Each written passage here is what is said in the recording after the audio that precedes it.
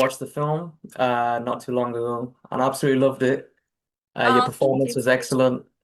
And honestly, I'm not ashamed to say this, but I grew up with a lot of your work, Arrow, Taken, Gossip Girl, which surprisingly I only started watching 2 months ago.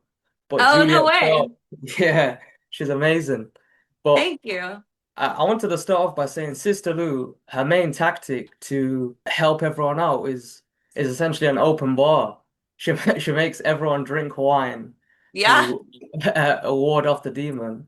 Is this Uh-huh. officially the most chaotic plan that you've had to sell with a straight face? Oh, yeah, definitely.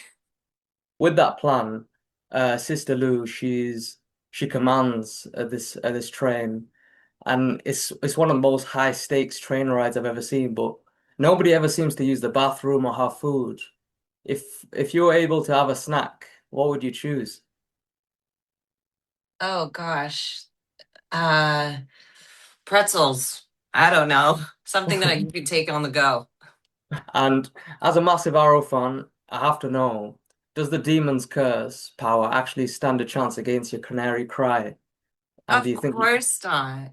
of course not. No, Why is that?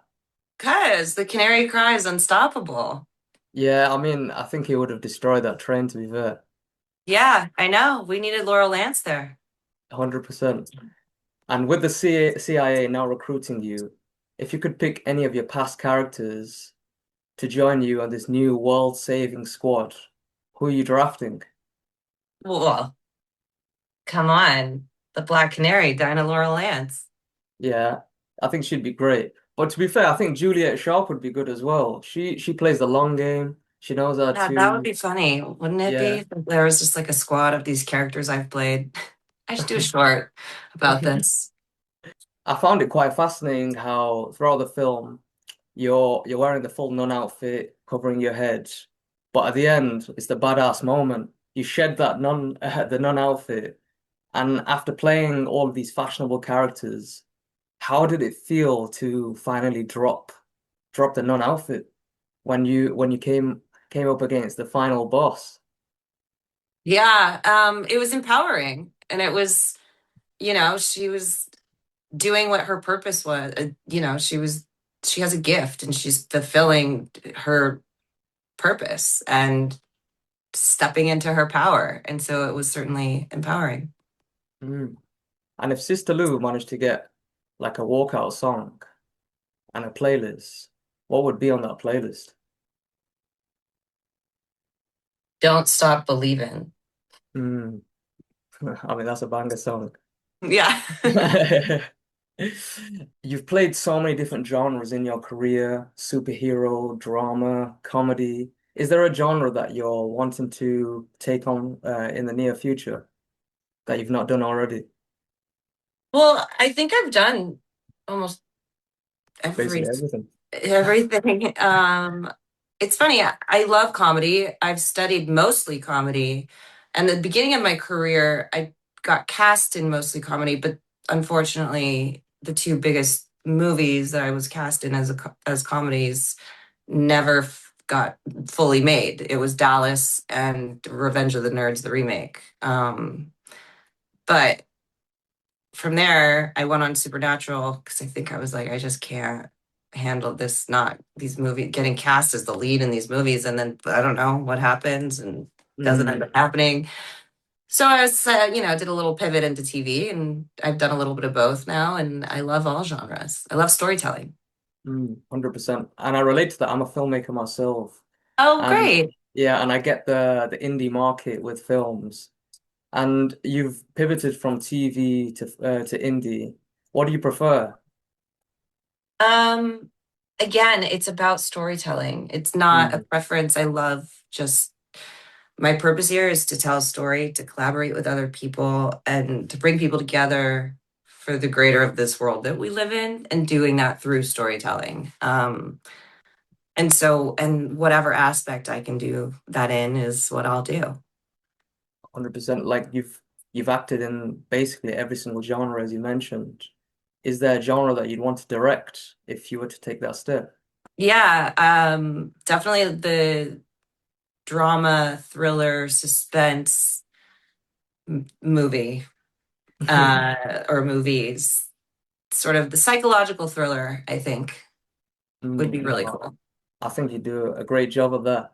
I Thank you. mean, because with your character in this, we see a lot of trauma that she faces, and your performance, it portrays that so well. How do you tap into something like that when it's something that, as an audience, we're not fully led into, and it's something that Sister Lou essentially keeps in with herself and she doesn't share? That has to do with so basically the way I work as an actor is I do script analysis, and I build backstory based off of that script analysis. And so building a backstory and making sure that it's rich and filled and detailed as much as possible, as much time as I have. And then to have all this substance there that when the cameras are rolling, it's almost like it's there, but you have to live in the moment and let it go and trust and know that it will, that emotional chord will be strumming, if you will. I recently watched one of your films, Monte Carlo, and I'll be honest, I loved it. It's something that I watched when I was growing up as well. I think it's an essential film that you need to watch. But you've gone from that glitz to this gritty, demon-infested train. If you could take one luxury from the Monte Carlo days to make this ride bearable, because I'll be honest, this train ride, it was long. What item would you choose from the Monte Carlo days to take for this long, unbearable train ride? There would be a couple stops to Monte Carlo and the beach. Yeah, I mean, Um, 100%. it's so funny you bring that up. That movie was so fun to make, and we shot I'd say 90% of it or 85% of it in Budapest, and I was just actually in Budapest last week filming something else. And I haven't filmed there since Monte Carlo, but it brought back a bunch of memories, and it was a really fun movie to make. I pitched the sequel to Tom Bezucha, who's the director of Monte Carlo. I was like, why not? Let's go again.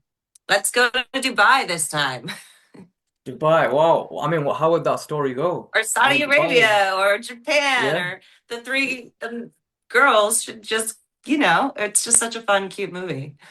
Yeah, I mean, let's call up Leighton and Selena. Let's go to Dubai, go on quad bikes, go to the I already desert. called up Leighton and said, "Hey, do you want to do the sequel?" She's like, "Yeah, sign me up." And Katie, lovely speaking with you. Honestly, your It's so career, nice talking to you. yeah, it's a fascinating career that you have. And I grew up on your work, and I can't wait for more people to see your work. And I wish you the best for your career. Thank you so much. I appreciate that. No worries. Take care. Have a lovely day. All right, bye. Thanks, you Bye. too.